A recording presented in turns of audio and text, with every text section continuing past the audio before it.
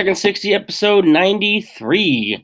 All right, so this one is a fairly new feature. Hopefully, by the time this is released to you, you have availability of this feature. But it's pretty cool. You can now check the revision history of a specific cell in Google Sheets. Yes, you still have revision history throughout the whole document. But with Sheets, obviously, you have different tabs and you have different things going on. So sometimes using that revision history can be quite tedious. So I've got this very, very simple spreadsheet here, tab, and I've got numbers 4, 3, 2, 1 on this cell.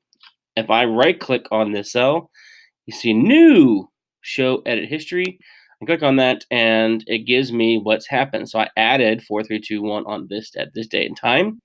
If I go back, you see this is green because it's kind of hard to see because it's so small. And it says I deleted 1, 2, 3, 4. And then I added 1, 2, 3, 4.